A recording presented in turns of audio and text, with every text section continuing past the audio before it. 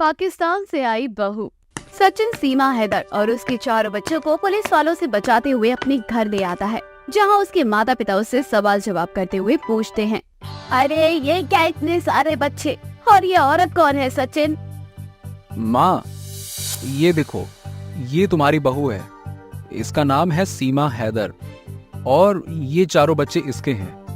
वो क्या है ना कि हम दोनों ने शादी कर ली है, लेकिन माँ एक ही दिक्कत है कि ये पाकिस्तानी है और यहाँ के पुलिस वालों को पता चल गया है कि भारत में एक पाकिस्तानी महिला आ गई है, जिस वजह से वो लोग हमारे पीछे पड़ गए हैं। इसीलिए मजबूरी में हमें यहाँ आना पड़ा। माँ, ये क्या बोल रहा है? मुझे तो कुछ भी समझ नहीं आ रहा। तू कहना क्या चाहता है? मुझे साफ साफ समझा। माँ, मैं आपको सारी बात बताता हूँ कि कैसे हम दोनों मिले, कैसे हम दोनों में प्यार हुआ और कैसे हमने शादी की और कैसे सीमा पाकिस्तान से भारत आई। मैं सब बताता हूँ, सुनो। सचिन अपने माता पिता को सारी बातें बताता है। पबजी खेलने के दौरान पहली बार जुलाई के महीने में साल 2020 में सीमा हैदर और सचिन मीना की बात एक दूसरे के साथ हुई और देखते ही देखते ये बातचीत प्यार में बदल गई। इन्होंने एक दूसरे के व्हाट्सएप नंबर को एक्सचेंज किया और व्हाट्सएप पर वीडियो कॉल और व्हाट्सएप कॉल के माध्यम से बात करने लगे तथा इनके बीच अच्छी दोस्ती हो गई। इस प्रकार से इन्होंने साल 2021 के जनवरी के महीने में एक दूसरे के साथ ऑनलाइन अपने प्यार का इजहार कर दिया और एक दूसरे से मिलने के रास्ते तलाशने लगे। सीमा, मैं तुमसे बहुत प्यार करता हूँ, तुम्हारे लिए कुछ भी करने को तैयार हूँ। मेरे प्यार के सामने ना ये भारत पाकिस्तान कुछ भी नहीं है। तुम्हारे लिए तो मैं आसमान से चांद तारे तोड़कर ला सकता हूँ और तुमसे मिलने के लिए चाहे कुछ भी करना पड़े, मैं इस आसमान को चीर कर तुम्हारे पास आ सकता हूँ तुमसे मिलने के लिए। बस मुझे तुम्हारे साथ रहना है। सचिन, तुम समझने की कोशिश करो। मेरे 4 बच्चे हैं और उन बच्चों को लेकर आना थोड़ा सा मुश्किल हो रहा है। बाकी तुम चिंता मत करो। मैं अभी इस जबरदस्ती वाले रिश्ते से तंग आ चुकी हूँ। मुझे किसी भी तरह इस शहर से छुटकारा चाहिए। इसने मेरी जिंदगी नरक बना कर रख दी है और मैं चाह कर भी इसके साथ नहीं रह सकती, क्योंकि मैं तुमसे बेहद मोहब्बत करती हूँ। तुम्हारे साथ अपने 4 बच्चे और करना चाहती हूँ। ठीक है, तुम एक बार वीजा बनवा के देखो ना। सचिन इतना बता ही रहा था कि तभी सचिन की माँ उसको एक थप्पड़ मारते हुए कहती है, अरे चिलगोजे लोग, यहाँ भारत में लेकर लोग इतनी सुंदर लड़की नहीं पटा पा रहे और तू जली हुई बीड़ी जैसी शक्ल लेकर पाकिस्तान की लड़की लेकर आ गया है। खुद तो बर्बाद ही हो रहा है, साथ में हम लोगों को भी बर्बाद करेगा। मुझे तो कुछ समझ नहीं आ रहा कि पाकिस्तान से ये भारत कैसे आ गई। इतना आसान है क्या पाकिस्तान की सीमा को पार करके भारत आना? माँ जी, मैं आपके बेटे से बहुत प्यार करती हूँ। इनके लिए पाकिस्तान की सीमा को पार करना, क्या मैं इनके लिए भगवान से भी लड़ सकती हूँ? मुझे नहीं पता कि आगे क्या होगा। मुझे बस इतना पता है कि मुझे अब सचिन के साथ ही रहना है। चाहे जो होगा वे देखा जाएगा। यह बताओ, तुम यहाँ कैसे आए? सीमा ने भारतीय वीजा के लिए अप्लाई किया, परंतु वह रिजेक्ट हो गया। इसके बाद सीमा को पता चला कि भारतीय लोग बिना किसी वीजा के नेपाल में जा सकते हैं। सचिन, मैंने भारतीय वीजा बनवाने के लिए अप्लाई किया था, लेकिन वह रिजेक्ट कर दिया गया। समझ में नहीं आ रहा कि कहाँ मिलूं। इसलिए मुझे एक चीज पता चली है, भारतीय लोग बिना किसी वीजा के नेपाल में जा सकते हैं। तो क्यों ना हम नेपाल में मिले? ठीक है, फिर हम नेपाल में मिलेंगे और हमारी मुलाकात अब नेपाल में होगी। अब क्या था, कुछ दिनों बाद सीमा ने अपने बच्चों को पाकिस्तान में ही छोड़कर सचिन से अकेले नेपाल में मुलाकात की। इनकी मुलाकात नेपाल में हुई थी, जहां पर इन्होंने पशुपतिनाथ मंदिर में हिंदू रीति रिवाज से शादी कर ली। इन्होंने नेपाल में एक होटल में साथ में 8 से 9 दिन गुजारे। इसके बाद सचिन भारत चला गया और सीमा पाकिस्तान चली गई। सीमा, तुम्हारे बिना रहा नहीं जा रहा है। रात दिन बस तुम्हारा ही ख्याल आ रहा है। 8 से 9 दिन जो हमने साथ में गुजारे ना, आए हाय हाय, मुझे एक एक पल याद आ रहा है। कैसे तुम मेरे पास आई, कैसे हम मिले, कैसे मैंने तुम्हें छुआ। I love you so much Seema. मुझे अब बस तुम्हारे साथ रहना है। सचिन, मैं तुम्हें पल पल याद करती हूँ, लेकिन अभी समझ नहीं आ रहा कि मैं इंडिया कैसे आऊँ। इंडिया आने के लिए मुझे लाखों रुपए भी चाहिए। तुम चिंता मत करो, मैं पैसों का इंतजाम करता हूँ। सचिन, तुमको मेरी कसम, पैसे का इंतजाम तुम नहीं करोगे। मुझे रास्ता मिल गया कि कैसे पैसे का इंतजाम होगा। सीमा और सचिन दोनों हमेशा के लिए एक होना चाहते थे। सीमा अपने बच्चों को लेकर सचिन के पास जाना चाहती थी, इसलिए वो अपनी जमीन की बिक्री तकरीबन 12 लाख रुपए में करती है और फिर फ्लाइट से वे कराची से सारा जहां पहुंचती है।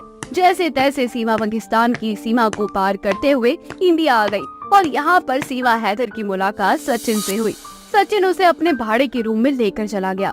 सचिन दिन के समय में अपने परिवार के साथ रहता था और रात को सीमा और उसके बच्चों के साथ। ऐसे ही देखते देखते सीमा और सचिन को 2 महीने बीत गए। अब सीमा को बच्चों की पढ़ाई की चिंता लगने लगी और वह सचिन से बोलती है, सचिन आखिर ऐसे कब तक चलता रहेगा? बच्चों की पढ़ाई खराब हो रही है। पाकिस्तान से मैं अपना सब कुछ छोड़कर यहाँ आ गई हूँ। समझ में नहीं आ रहा कि बच्चों का एडमिशन कैसे करवाए।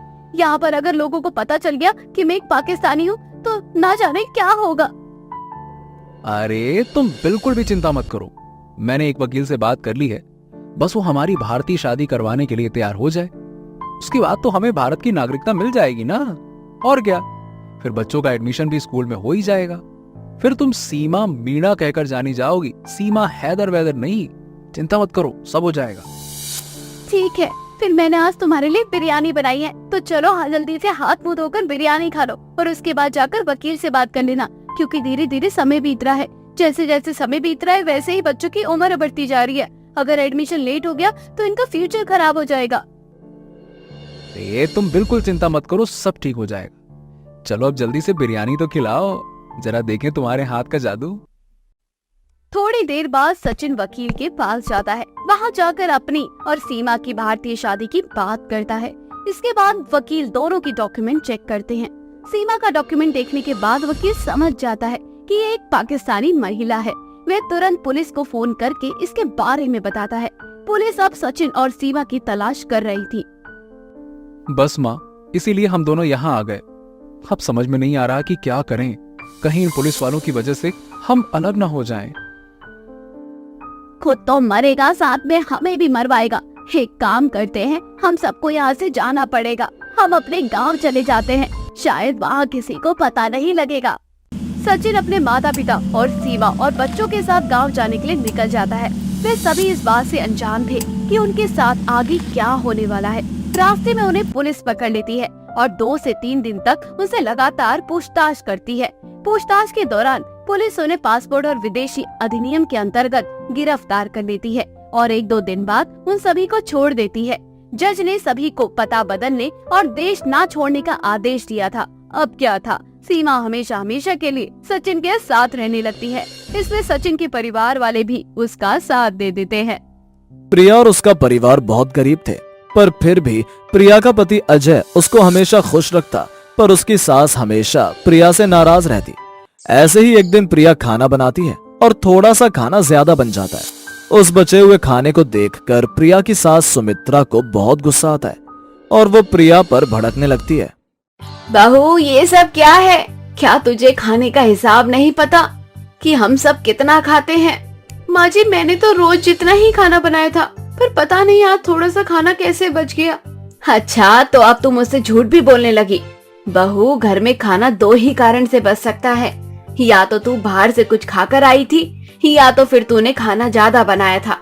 अरे मैं भी बहू रह चुकी हूँ, पर मजाल है आज तक मुझसे कभी भी थोड़ा सा खाना भी ज्यादा बना हो। ऐसा नहीं है माँ जी, मैं सच कह रही हूँ। भला मैं क्यों चाहूंगी कि मेरे घर का अनाज बर्बाद हो, और वो भी जब एक एक रोटी के लिए हम लोग तरसते हैं। अरे कल मोही, इतनी भोली मत बन तू तो चाहती है कि हम सब भूखे मर जाए। वैसे भी मैंने सुना है तुझे लोगों को अपने हाथों का खाना खिलाने का बड़ा शौक है।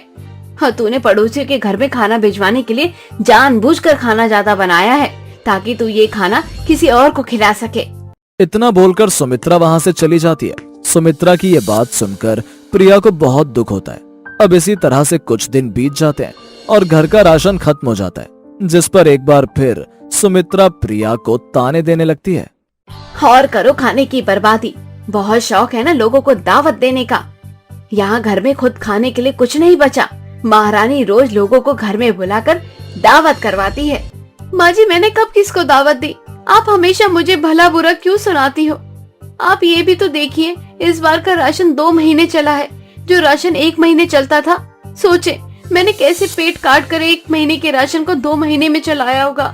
आज प्रिया चुप नहीं रहती और अपनी सास को जवाब दे देती है, जिस वजह से सुमित्रा को बहुत गुस्सा आता है और वो प्रिया पर हाथ उठा देती है। उसी बीच प्रिया का पति अजय वहां आ जाता है और ये सब देखकर अपनी माँ से कहता है, माँ आप ये क्या कर रही हो? आपने प्रिया पर हाथ क्यों उठाया? पूछ अपनी बीवी से। अरे तेरी बीवी हर समय माता रानी के आगे बैठकर उनसे प्रार्थना करती है कि अगर हमारा घर बड़ा हो जाएगा तो मैं यहाँ लोगों को दावत दूंगी। अरे इस कलमोही को बता, जब से ये अपने अशुभ पैर लेकर इस घर में आई है तब से इस घर की खुशियाँ चली गई है, इस घर की लक्ष्मी रूठ कर चली गई है। अब कभी हमारा घर नहीं बन पाएगा और ना ही हम किसी को दावत दे पाएंगे। और आज इस लड़की ने आज मुझसे जुबान लड़ाई है। बस करो माँ, आप इतनी छोटी सी बात पर प्रिया पर हाथ कैसे उठा सकती हैं? अगर प्रिया का सपना है कि वो घर बनने के बाद लोगों को अपने घर दावत पर बुलाए तो इसमें क्या खराबी है? क्या आप नहीं चाहती कि हम इस गरीबी से उठें? और क्योंकि घर का राशन खत्म हो गया इसलिए आपको ब्लेम नहीं कर सकती हो, अनाज है एक ना एक दिन खत्म होना ही था। अजय अपनी बीवी की साइड लेता है और अपनी माँ को ही समझाने की कोशिश करता है। अपने बेटे को अपनी बहू की साइड देखकर सुमित्रा को बहुत गुस्सा आता है और वो मुंह बनाकर सोने के लिए चली जाती है। अब इसी तरह से कुछ दिन बीत जाते हैं और प्रिया हमेशा की तरह माता रानी से बस एक ही प्रार्थना करती है, हे माता रानी, अब तो मेरी सुन लो। आखिर आप कब तक मेरी इस तरह से अग्नि परीक्षा लेती रहोगी? मेरे पति को कोई नौकरी दिला दो ताकि वे मेहनत मजदूरी छोड़ सके और हमारा घर जो पूरी तरह से टूट गया है उसे हम दोबारा बनवा सके। माँ, दावत सब करते हैं, मैं भी एक बार अपने इस गरीब खाने में लोगों को दावत पर बुलाना चाहती हूँ। माँ मेरी प्रार्थना सुन लो, ये एक गरीब की पुकार है। प्रिया दिन रात माता रानी के सामने प्रार्थना करती है और अपने पति की आर्थिक तौर पर मदद करने के लिए खुद भी काम करने लगती है। अब दोनों पति पत्नी जैसे कुछ पैसे जोड़े जाते हैं और आखिरकार अपना टूटा हुआ घर बनवा लेते हैं। देखो प्रिया, आज तुम्हारा सपना पूरा हुआ, हमारा घर बनकर तैयार हो गया है। आज मुझे भी बहुत खुशी हो रही है बहू। मैं हमेशा ताने देती रही पर आज अपना छोटा सा बना हुआ घर देखकर मुझे बहुत खुशी हो रही है। अब हमें बारिशों में भी दिक्कत नहीं होगी। बहू, तेरा हमेशा से सपना था ना कि तू अपना घर बनाए और लोगों को दावत पर बुलाए। हाँ माँ जी, सपना तो है, पर अब मेरे पास इतने पैसे नहीं है कि मैं लोगों को दावत दे सकूं।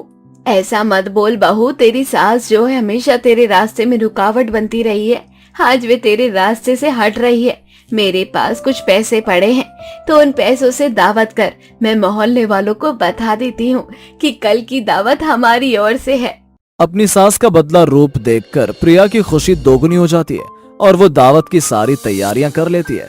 पर अगले दिन दावत के समय पर ही तेज बारिश होने लगती है, जिस वजह से वो अपने छोटे से घर में मोहल्ले वालों को बैठाकर नहीं खिला पाती और उसकी मुश्किलें बढ़ जाती है। अजय, अब हम क्या करें? कितनी बारिश हो रही है, गली में पानी भर गया है और हमारा इतना छोटा घर है कि हम घर में किसी को दावत भी नहीं खिला सकते। अब क्या होगा? हमारा सारा खाना बर्बाद हो जाएगा। इस बारिश की वजह से हमारी दावत कहीं अधूरी ना रह जाए। प्रिया, तुम हिम्मत क्यों हारती हो? ये बारिश हमारा कुछ नहीं बिगाड़ सकती, हमारा खाना बर्बाद नहीं होगा। हम आज ही दावत करेंगे। मैं कुछ पन्नी लेकर आ रहा हूँ, छत पर हम टेंट लगा देंगे और मोहल्ले वालों को बारी बारी करके छत पर बैठाकर खाना खिलाएंगे। हाँ बहू, अजय बिल्कुल सही कह रहा है, तू फिक्र मत कर, सब ठीक हो जाएगा। जा बेटा, तू जाकर पन्नी ले आ ताकि हम टेंट लगाकर अपनी दावत पूरी कर सके। अब क्या था, अजय बारिश में भीगता हुआ कुछ पन्नी खरीद कर लाता है और छत पर पन्नी से टेंट लगा देता है और उस टेंट के नीचे ही मोहल्ले वालों को अपने हाथों से बैठाकर खाना खिलाता है। अजय बेटा, इस बरसात में दावत करने की क्या जरूरत थी? बरसात रुक जाती तब कर लेते। आंटी, हमें पता नहीं था कि आज बरसात होगी। हमारे घर में टीवी भी नहीं जो हमें न्यूज के जरिए पता चल सके। आप सभी को हमने दावत के लिए बुला लिया था और घर में प्रिया और माँ ने मिलकर खाने की भी तैयारी कर ली थी। अब ऐसे में अगर आप लोगों को दावत नहीं देता तो हमारा खाना बर्बाद होता। मोहल्ले वाले भी क्या सोचते कि दावत की बोलकर दावत नहीं दी, इसलिए बरसात में भी इस तरह से मुझे दावत करनी पड़ी। बेटा, भगवान करे तेरी गरीबी बहुत जल्दी खत्म हो जाए और इसी तरह से तू धीरे धीरे दिन दुगनी रात चौगनी करे। इस तरह से अजय अपनी बीवी और माँ के साथ इस बरसात में दावत करता है और सभी मोहल्ले वालों को पेट भर